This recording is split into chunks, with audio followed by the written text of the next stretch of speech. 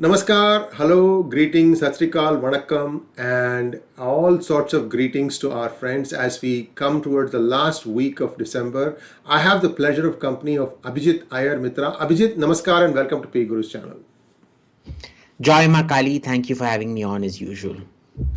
Abhijit, I want to draw your attention to what is happening in the Middle Eastern region.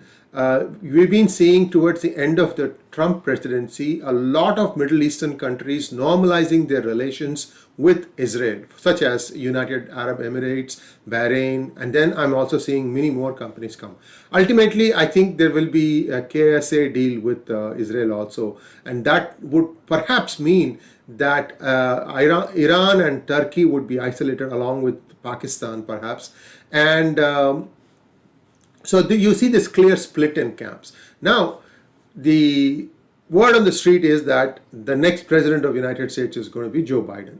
Under a Biden presidency, how do you see these equations? Are there going to be differences, or assume that Biden goes back and renegotiates with Iran? How much leeway does he have in that? Two questions. We need to look at a bit of history for this. I don't think Israel-America relations were worse than they were under Obama, or Saudi-US relations for that matter, were worst under Obama. And there's a reason for it, because Obama was so single-handedly after getting this nuclear deal with Iran that he was willing to forego his so to say his bird in hand for two in the bush kind of thing. Now what has happened is Trump showed that by focusing on one imaginary, real or concocted, because remember Iran is also helping you fight ISIS and Al Qaeda in Syria, so that is, they're genuinely helping you out. But anyway, that's a different aspect we'll talk about later. If you focus on one common enemy, the most common enemy of everybody out there, you can actually create peace.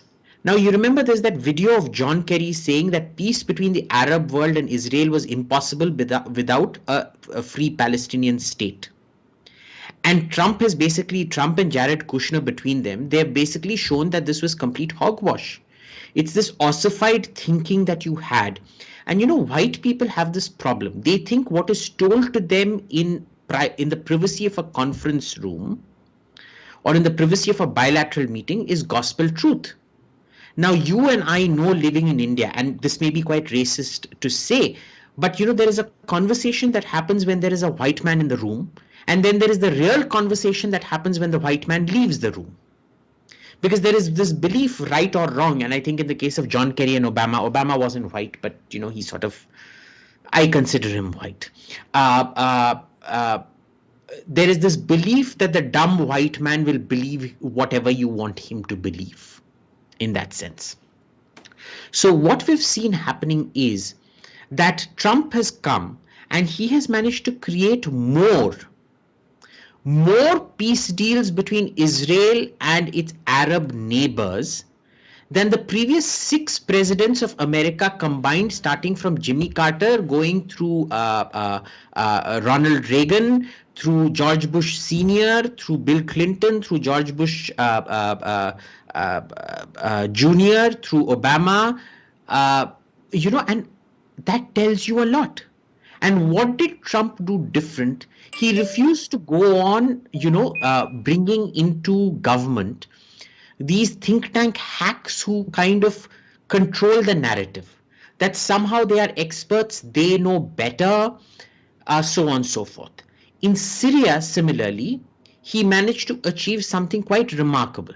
He had two objectives there. One is to contain Iran, and the other is to contain Al Qaeda and ISIS. And mind you, in this case, both of these guys were fighting each other. Iran was your bulwark against Al Qaeda and ISIS. The problem was that because they didn't want Iranian domination, Saudi Arabia, UAE, even Israel to an extent were supporting Al Qaeda and ISIS, because they're like, we're better with Al Qaeda and ISIS than we are with Iran at the moment. Imagine the diplomatic skill it requires to negotiate multiple peace deals between Israel and its neighbors, B, for all of these neighbors to back off from supporting all these Sunni fundamentalist neighbors, to back off from supporting a Sunni insurgency primarily fueled by Al Qaeda and ISIS, which, according to me, are interchangeable, even though a lot of think tankers will tell you, oh, that's simply not possible. Even though Abu Bakr al Baghdadi, was found hiding in Al Qaeda territory, not in ISIS territory, mind you. At the same time, he managed to gain acceptance of the fact that Assad and therefore an Alawite Shia government will win the Syrian civil war, reconcile the Sunni countries to that prospect, and assuage those Sunni countries by going hammer and tongs against Iran's terrorist, well, we call it subconventional warfare, guerrillas and things like that, network. So killing off Qasem Soleimani, killing off the head of their nuclear program, things like that. So it was actually, if you look at it, it was one of the most sophisticated diplomatic ballets that we have seen. It was literally somebody's dream come true that a secular government of Syria would win, as opposed to the lunatics who the West wanted to win. And mind you, Biden's incoming NSA, Jake Sullivan, you remember that infamous email he sent in 2013, was it? No. 2013. I think we mentioned it in one of our previous hangouts, but please Right. go ahead and reproduce that Al-Qaeda is again. basically on our side. Okay, and she has no issues with this, by the way. And she was the senator for New York, the same New York that got hit by Al Qaeda's 2 aircraft. You're talking about Hillary Clinton. Go ahead. Yeah. Hillary Clinton. Yeah. So this is one of the most incredible diplomatic achievements we have seen in something like 50, 60 years. It is no less of an achievement than welding together the EU, okay, the European coal and steel community that ultimately became the heart of the EU, because after the war, the dilemma was that Germany's main need was it wanted to be rehabilitated. And the rest of Europe's main concern was that they wanted Germany contained. So by nationalizing and bringing together everybody's coal and steel reserves, which were the main drivers of war, because all equipment, today we have composites, in those days everything was coal and steel. So by creating a union of coal and steel across Europe, you both contained Germany and you rehabilitated Germany. This has been no less of an achievement. Make no mistake, nobody will give Trump the credit for this, but this puts Trump right up there with people like Metternich or somebody like that. Okay, this is nothing short of genius. And yet, unfortunately, because he's on the wrong side of the aisle and people don't like him and he doesn't give jobs to these useless think tankers, he will never be respected for it. It will never be celebrated. I think history might be very kind to Trump. The problem, as Napoleon used to say, is that history is a bunch of lies that everybody's agreed to. Very true. Very true. Now, let's take the specific question in context. Like Kingdom of Saudi Arabia, they were sort of leaning towards normalizing relations with Israel, and now a new Biden presidency. If I just want to kind of go back to the trip that Obama made when the victims of the 9/11 were about to sue the Kingdom of Saudi Arabia for every cent they had invested in the US. And these guys, they said that he's going to raise this issue in the meeting with the prince. And I think MBS had just came in and Mr. Obama flattered to deceive. He did nothing of that sort. I don't know where that case is. So, but be that as it may, KSA is a very, very important partner for the United States. How do you see things change? So let's also be clear that none of this could have happened without Mohammed bin Salman. Let's call him Mohammed bin Sultan. We've had this discussion before. Yes, I call him Mohammed bin Sultan. Everybody calls him Mohammed bin Salman. MBS works fine because that means both. MBS works fine. Yeah. None of this could have happened without MBS. And there's a reason for this. See, the UAE already wanted to recalibrate policy away from this Muslim Ummah mentality. The problem was the Saudi kings, they are all the sons, they are still to this day, 100 plus years on, they are still the descendants of the first Saudi king. They are the sons of the first Saudi king, not even the grandchildren. Okay. MBS is the first proper generational change you have had. And he has brought in the ability to have completely new ideas, new think. There are now pictures of women walking around in Riyadh and things like that without headscarves, which would have been unimaginable. So, and look at the balancing game he's played. He's thrown women who protested for driving rights in the streets in jail, but then he's also given women the right to remove the hijab. He doesn't want it. He's willing to give them all rights sequentially, but just not in terms of a political protest. Don't protest for it. Work within the government. Don't work outside the government.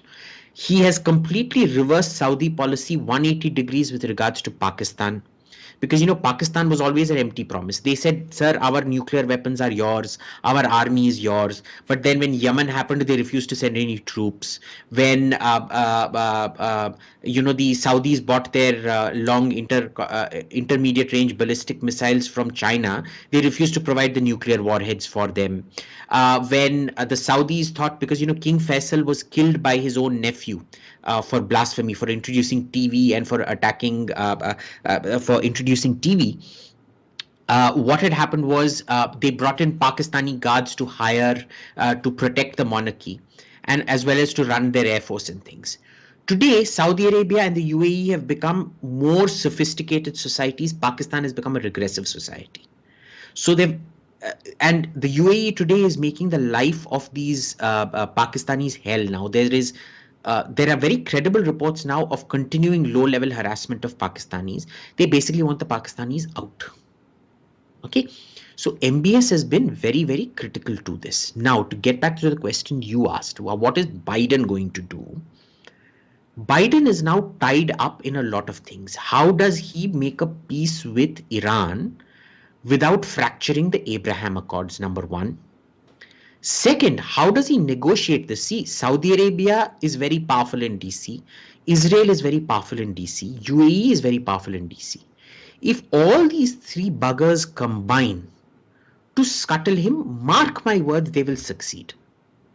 With the UAE's diplomatic skill, with Israel's political skills, and with Saudi Arabia's money power, the sheer brute force, it's like a dream come true. Right? So Biden is now walking on eggshells. You may not see much happen on Iran. That said, just to spite these guys, Biden may just try something fresh in that sense. I'm not looking forward to the Biden administration. Of course, that is own political bias, but I think there are very solid reasons to worry about what is going to happen. Yes, and Abhijit, I may also add one more point to what you just said, that the who controls the Senate is becoming extremely critical now. And we have these two runoff races in Georgia. Amazingly, one state now controls what's going to happen perhaps for 4 years or even longer, assuming that Biden lives for another, or has a second term too. So there's a lot of concern about what happens to Senate, and in this, I personally feel like first couple of years Biden is going to be working very, very hard to shake off the fact that he did not win this election fair and square. Allegations only at this point, but what happens is there is so much stuff that has emerged that you're going to have some sort of break from that. And he also has this problem about his son having corrupt deals with China as well as with Ukraine and so on. So he is going to come up with a lot of things, headwinds, start sailing into headwinds. So we don't know what will happen in the at least first 6 months. He's not. And I'll tell you why. They are not going to hold him up to scrutiny. We're already seeing that. He has never denied that Hunter Biden did those Ukraine deals, or he's first claimed it was Russian disinformation. Nobody else has raised it with him. And Stephen Colbert, I think, raised it with him yesterday or day before. He never answered the question. He deflected from the question. Right? And that tells you a lot. The problem is their control over the deep state is so great that and I don't believe in this deep state theory per se, but that there's one mind thinking together. It's more of an ecosystem of interconnected interests. That interest is so great that they will drop this hunt even though there is, on the face of it, more hard evidence on the Hunter Biden case, both his links to China as well as corruption in the Ukraine, than there ever was to Russian collusion with Donald Trump. You see, the New York Times is not touching this, the Washington Post is not touching this, none of them will. He is going to get a free rein. Tomorrow, if war breaks out, assume I'm being facetious here, and the Chinese come and occupy Washington DC, militarily occupy Washington DC, and NATO, the Western alliance of NATO, switches its allegiance and now claims that China is their main thing. America is expelled from NATO.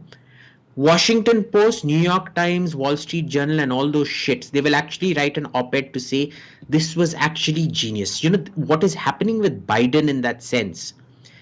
Because of this anti-Trump this thing. With Modi, it is more the cult of personality. Every one of his failures is actually touted as 10-dimensional chess.